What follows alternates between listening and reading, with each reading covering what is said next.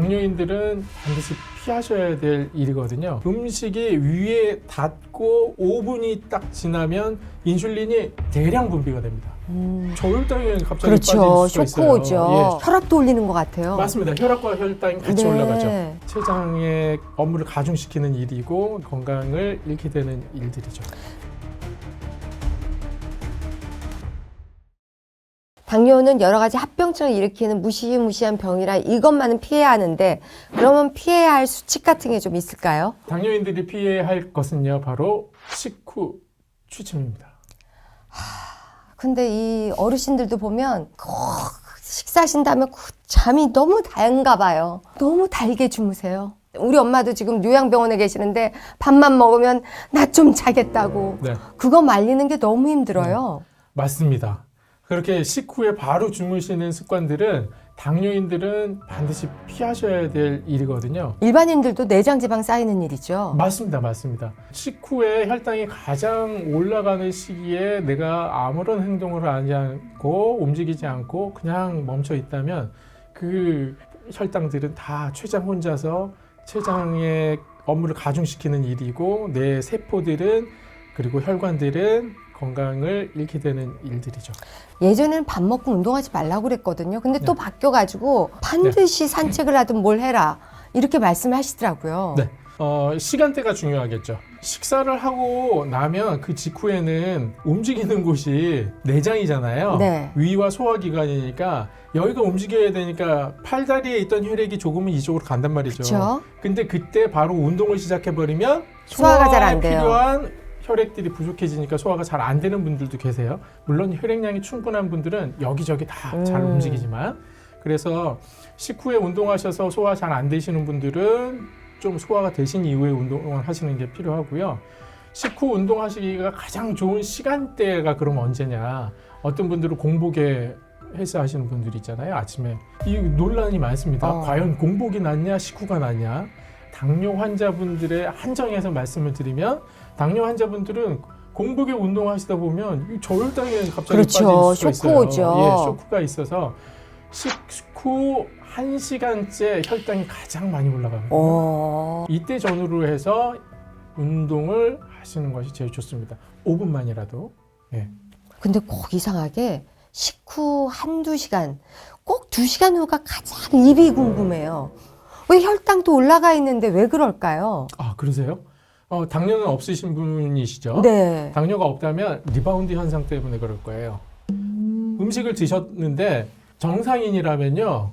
음식이 위에 닿고 5분이 딱 지나면 인슐린이 대량 분비가 됩니다. 예. 이게 소장을 통해서 포도당이 흡수가 안 됐는데도 5분 만에 분비가 돼요. 미리 분비를 해놓거든요. 근데 정상인들은 그때 나오는 인슐린 양이 약간 과한 경우가 있어요. 그렇다면 소화가 직접 되기 시작했는데 올라갔다가 시작 지점이 여긴데도 더 떨어지는 경우가 있어요. 확 떨어질 때가 2시간째시겠죠. 선생님께서 느끼는 갑자기 뭔가가 땡기시는 그 시간. 그래서 저는 혈당이 제일 높을 때인데 이거 뭐 네. 먹으면 안 되는데 이러면서 그런데 나만 그런 게 아니라 신혜라 씨도 그런 말을 하길래 그렇군요. 저런 사람이 많구나 네. 이런 네. 생각을 했습니다. 그때가 혈당이 높은 게 아니라 오히려 최저점을 뚫고 나갔을 가능성이 더 높습니다. 그런데 하루 일과가 참 바쁘신 분들은 꼭 끝나고 식사하시는 게 그게 한 끼라는 분도 많아요.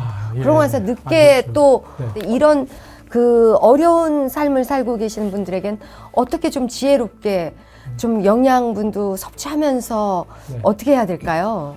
어쩔 수 없습니다. 취침 전에 뭔가를 정식으로 식사를 하시고 드시는 건 정말 좋지 않기 때문에 어떻게라도 중간에 간식을 여러 번 나눠서 드시는 방식으로라도 미리 취침 전 4시간에 식사를 끝내시는 게 좋습니다.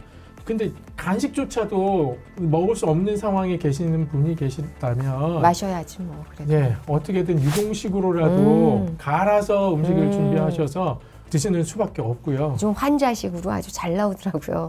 영양분 골고루 있는 거 그거라도 꼭꼭 드시고 정말 먹자마자 주무시는 건 안 좋다고 합니다. 그러면 피해야 할 수칙도 어떤 걸까요? 피해야 할 거. 당뇨 환자분들이 꼭 피해야 할 생활 습관 스트레스입니다. 아유, 다 피하고 싶죠. 맞습니다. 근데 어떻게? 진짜 못 피하시죠. 어쩔 수 없이. 저는 저의 처방전이 갖고 있어요. 내가 스트레스를 그러세요? 받았다 그러면 노래를 부르러 간다든가 영화를 본다든가 빨리빨리 털려고 아니면 누가 한 명 잡아가지고 화풀이를 한다든가 뭐 네, 이런데 네. 그걸 못 하시는 분들이 있어요. 그렇죠, 그렇죠. 이렇게 나만의 비법을 갖고 계시는 게 아주 좋은 해결책입니다.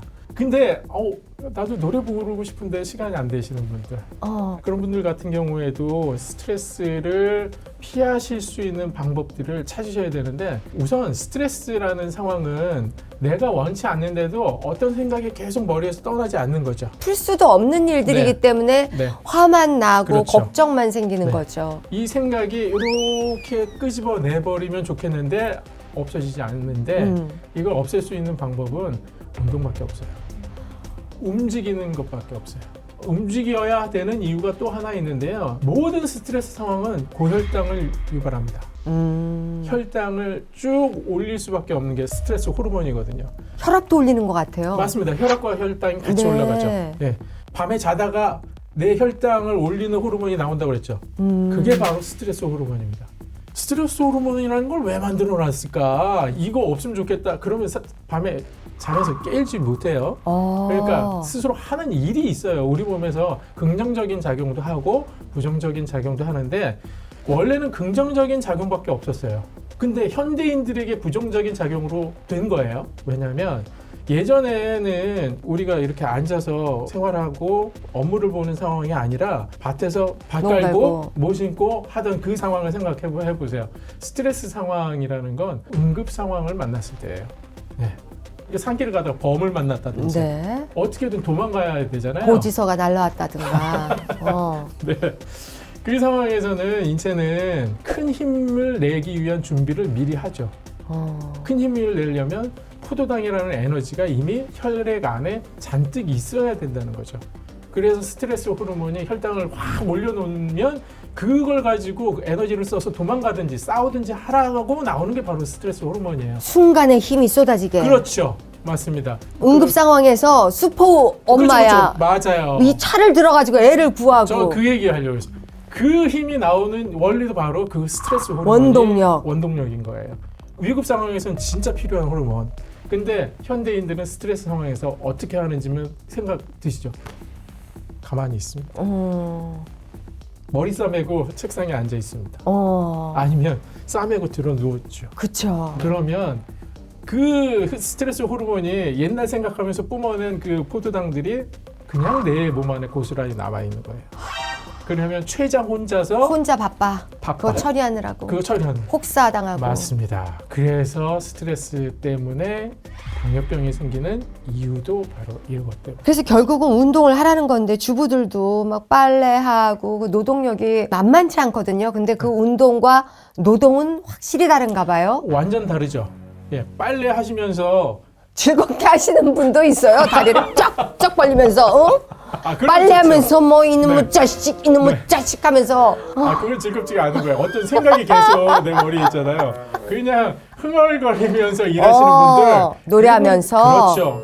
노래가 절로 나온다. 그건 운동이에요. 아하. 네, 내 스트레스를 푸는 행동이기도 하고. 근데 막 스팀 나오면서 뭔가를 하시면 그건 운동이 안 되죠. 네, 운동으로 소모될 포도당이 계속 보충되고 있거든요. 혈관 안으로. 네, 그래서 제가 추천드리는 운동은요. 그냥 터벅터벅 걷는 거예요. 집 안에서라도.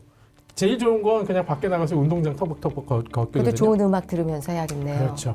음악이 없어도 좋아요. 그냥 걷다 보면 아무 생각 안 드는 순간이 와요. 그 연습하셔야 돼요. 무아지경. 무아지경까지 가시는 거예요. 이런저런 생각을 막 하다 보면 정치도 가끔 눈에 들어오기 시작하고요. 돌다 보면 어느 순간 옛날 생각도 나고 좋은 기억도 나면서 중화가 돼요.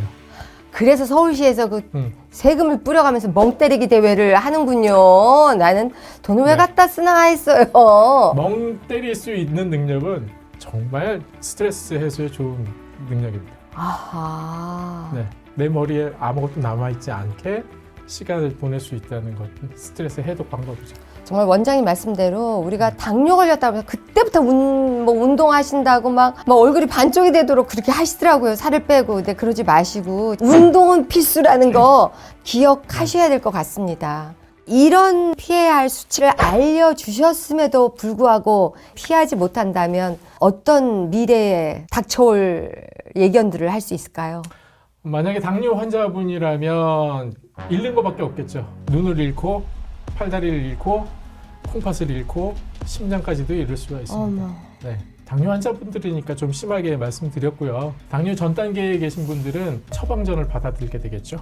네. 근데 당뇨약이면 뭐 다 똑같나? 아니에요. 당뇨약에도 등급이 있습니다. 급이 있습니다. 그 급이 점점 올라가는 것을 발견하시겠죠. 처방전의 무게가 계속 올라가면 결국은 인슐린까지 간다는 거고요. 정상인들이 이렇게 못 지키고 계시다면 우선적으로는 피곤한 게 없어지지 않을 겁니다. 네, 제 컨디션을 유지하고 계실 수가 없고요. 네. 그 이후에 각종 성인병이라고 하는 것 뭐든지 하나씩 생기겠죠. 아하. 당뇨가 될 수 있고 고지혈증이 될 수 있고 고혈압이 될 수 있고 네. 비만이 될 수 있고 이 중에서 뭐 하나가 생기고 있다 그러면 나머지 세 개는 자연적으로 다 따라옵니다.